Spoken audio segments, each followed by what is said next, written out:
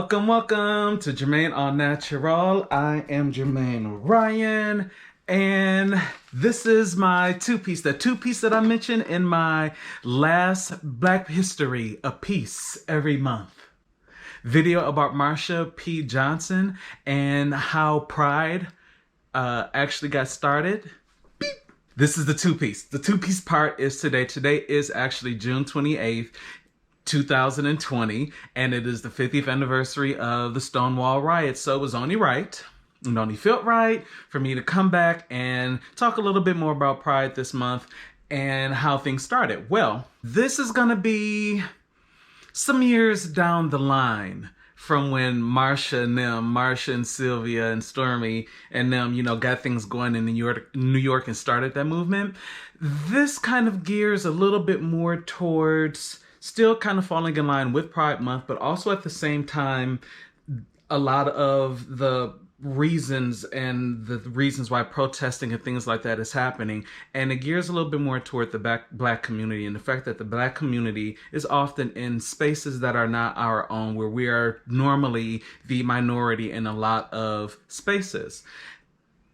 This leads us to the 70s. Once again, we're still in the 70s. Not 1970, but somewhere in the middle of the 70s. Picture it, Washington, D.C., Memorial Weekend. So, of course, that's May. Also my birthday weekend. And at this time in D.C., there was a spot to go to, the place to be, the bee's knees. It was a place called the Clubhouse. It was known for its very, very notable Memorial Weekend celebrations, which was called the Children's Hour. Side note, small detour.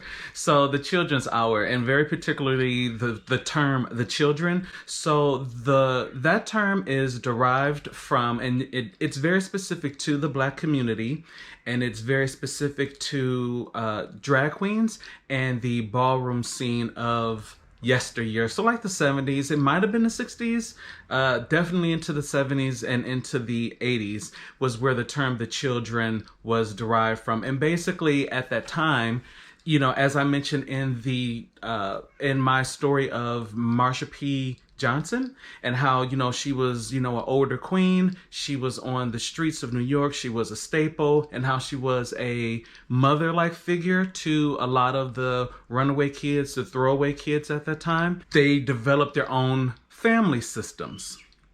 And of course, you have a mother. There are some instances where you may also have a father, and then they have the children, and these would be the kids that they would welcome into their lives. They would give them shelter in a lot of instances. If the kids were runaways on the street and they, as an older person or the adult in the situation, had a place to live, they would let the kids live there. A very good current example of this is Pose. It goes a lot, it's based around the 80s and kind of gives a lot more detail into that circuit and that time and how the Black LGBTQ community function and work. But Pose is just, overall, it's just a great show. Shout out to Billy, India, Miss Rodriguez, like Dominique, just that whole cast is just so great. Anyway, what was I saying?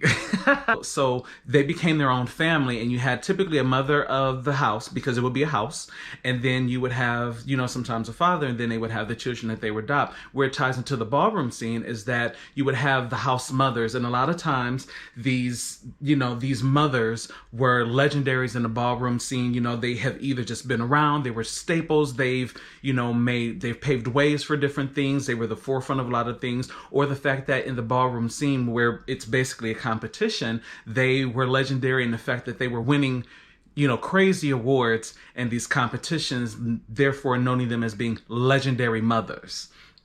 And in the ballroom scene, because it is a competition, you would have people that would be going up for, or they would be going for a lot of different things, serving face, voguing, old style voguing, new style voguing, butch queen, just everything, schoolboy realness, just any and everything, femme realness, just any and everything and you're competing and you get judged. And a lot of times the house mothers would look at the kids that were performing well. And if you won an award, a lot of times if you did not have a house that you belong to, then that mother may approach and say, listen, you're phenomenal. You're great. You served. I want you to be a part of my house. A lot of times the houses would be named after famous, designer brands, House of Dior. Also, another good thing to check out, another good movie to check out, documentary, is to check out is Paris is Burning. And and that was filmed and centered at that time. So you had house like, Extravaganza, who are some other very notable? There are just a lot of houses, Dior, Extravaganza, Ford, just, very name Ovanus. Just opulence, just names like that, very big designer names.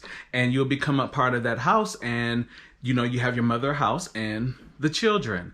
And so when you hear, so if you ever hear that term in anything, the children, that's basically where it is derived from drag queens and being the house of mothers, and also the ballroom scene. And to note, not all mothers of houses are drag queens. If you ever do get a chance to watch Paris is Burning, Willie Ninja, may he forever rest in peace, and just, he's a legend. Willie Ninja was the house. He was a mother, but he was not a drag queen. So house mothers can vary. But I digress. Now, the Children's Hour was definitely not an hour-long event. It was, from what I read, the entire Memorial Day weekend. And it was popular. And because it was popular, people were there. You were able to be in a safe space. You were full of Black people, your people, the music, the culture. Everything was there that supported Black people. Well, of course, the girls are going to talk. Next thing you know, the Children's Hours was the place to be Memorial Weekend. Like, everyone along the East Coast knew about the children. Like, you waited all year for the Children's Hour, if you were East Coast. I mean, because, it's East Coast and it's DC, so you just drive there like it's a straight shot.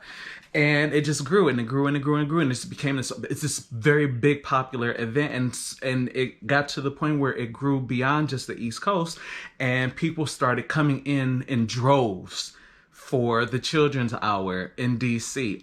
And this, like I said, over time just continued to grow over the years. 1990 came, and that was the year that the clubhouse closed its doors. And from what I've seen, they have been permanently closed. Well, there were 3 people that were concerned about this. These 3 men participated and went to these events and were concerned that, okay, wait, we're building this thing for us with our culture, with our own acceptance, with people that look like us. How do we keep this going? The 3 men that had this thought were, I'm going to read it to make sure that I say their names correctly. It was Theodore Kirkland, Ernest Hopkins, and Wellmore Cook. They were like, this can't end. This can't be the end of it. We need to figure something out. At this time, we are into the 80s. As we know, a lot of things happened, a lot of monumental things happened in the 80s, and things that definitely affected the Black community, as a lot of things tend to affect the Black community a lot more than other communities. So you have drugs that were introduced, you have the war on guns that was going on then, and more directly what was affecting the Black gay community was the HIV/AIDS epidemic. So with all of this going on, these men were like, hey, we need to figure out how we can keep the Children's Hours going, but at the same time, this thing is attacking our community so very directly. It's attacking our community. What can we also do to incorporate that into the Children's Hour? How can we bring awareness to the ever-growing epidemic that is HIV and AIDS? And also how to raise funds for the HIV/AIDS organizations in DC. With all of their concerns and everything that was going on, light bulb, aha moment, and they came up with the idea of starting a Black Pride.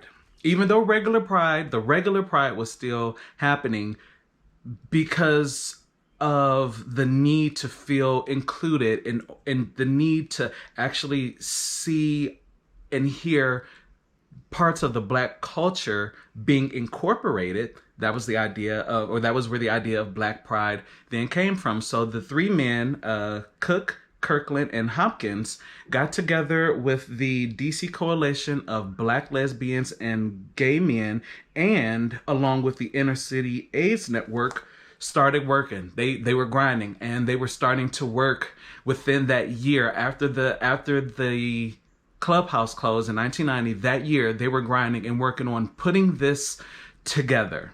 May 25th, 1991. Where were you in 1991?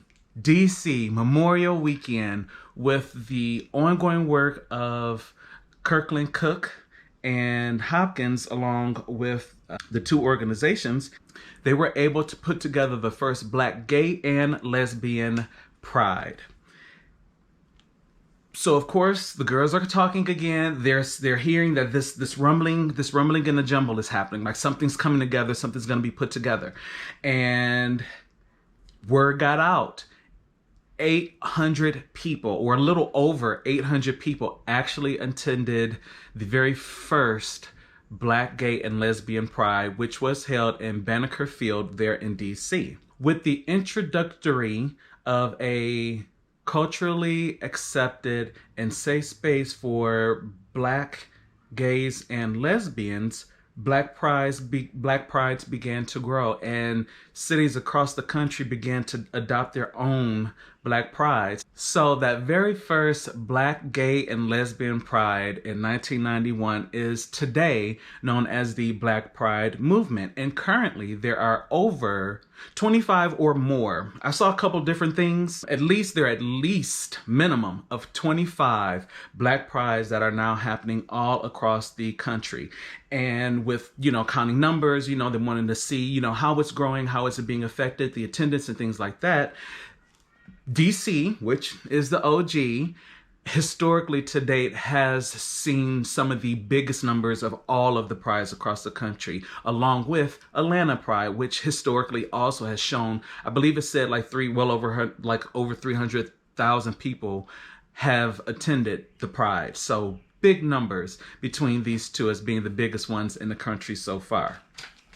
To date, the focus is still on HIV awareness, HIV and AIDS, funding of programs. There's always free testing that happens at different events. In addition to HIV and AIDS and bringing awareness, education, and funding to that, they address a lot of other parts of the Black experience that we are affected by. Things like, the laws on adopting children, homophobic violence that happens in the community, that happens to this day and very prevalent right now with our trans sisters. So bringing awareness to that, trying to, push legislation and things that will prevent these things from happening. And another very, very big key factor that they also like to, that they are making awareness and educating people on is also voter registration.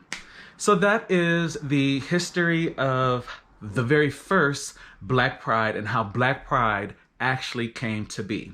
Now, what I just found out about very, very recently, like right before I did this video, so I may have to read from my phone on this, but there's actually a documentary by DC native Marvin Bowser on the history of DC Pride. Listen, literally found this out right before I started recording. Just something said, look up a little bit, look up a few more things. Stumbled upon this, so we live. We live. Marvin Bowser did a 50-minute TV documentary on the history of DC Black Pride. When I did go to look it up, because I was reading through the article and it was saying like it was done, and this is back in 2018. It was shown on television there in DC, and then sporadically it's been shown. When I did just do a general Google search of it, it did pop up that the documentary is also in YouTube. So I will have that linked down below. In addition to that, I will have more information on after that very first Pride in DC, how it then grew into this very big international thing. So more in-depth and furthered information following that first DC Pride back in 1991 will also be linked down below. And also to note, this is the 29th year, so next year is going to be 30 years for Black Gay Pride. Hopefully stuff will be back to normal. We won't be going through, and we can definitely see some massive events surrounding the anniversary of the Black Gay Pride. But definitely find this documentary on YouTube, like I said, linked down below. 50 minutes, so it's not long at all. And it's called DC Black Pride Answering the Call, which archives a disappearing history and contextualizes the annual DC event as both a celebration and a legacy. Another thing that I did want to mention, and I did also find out as well, is that, a lot of prides did get canceled, just, with DC Pride got canceled because, like, that's the jump off for Pride for the whole summer across the country. As has been going on, everyone has been adjusting to what can we do to actually still visually be out there. Well, Black Pride is no different from the general Pride that's been happening. Here in Detroit, the Pride here is called Hotter Than July, and it happens in July, typically the last weekend in July. This year, it is going to be on the 24th through the 26th. From what I read in an article, which will also be linked, and what I didn't know from what this article says is that the Detroit Black Pride, which is Hotter Than July, this year will be the 25th anniversary, and that it is also the nation's second oldest Pride behind DC. I didn't know that. So for Hotter Than July is going to be doing, for the 25th anniversary celebration, a satellite exhibit, and they're going to be doing this in partnership with the Detroit Historical Museum, which is very, very cool. Hotter Than July, which is under the LGBT Detroit, ran by Curtis Lipcomb. They're working together to still put something together for Black Pride. So hopefully other cities will have things to follow, or will have at least satellite or virtual events that we can still attend and or see. So yeah, I definitely wanted to share that information that I learned and found out about, and the fact that it is still Pride Month, and the fact that we as Black people are still fighting to be included and to be given rights, and the fact that it does not just stop with our everyday Black people, but it does even narrow down to the Black LGBTQ community, and the fact that we had to make our own thing because we were not fully seen and or fully accepted in the predominantly current bigger white prides. And even to this day, from even what I read, our Black prides, as long as they've been going on, the Black prides still don't get the same amount of funding that the bigger prides get. So it's still a fight. Everyone, Black people are it's just a constant fight. But we're holding in there, and we are still doing the work for it. So everything, once again, will be linked down below. Make sure that you check out the video I did about Marsha P. Johnson on how Pride overall generally got started. Black trans woman, along with her friend Sylvia Rivera, another trans woman of color, and Stormy DeVal, who is a mixed lesbian. So yeah, make sure you check that out. I'll have it linked down below also. All right, if you have any additional information, please let me know in the comment section. Thank you for tuning into JermaineAuNatural, and until the next video, bye.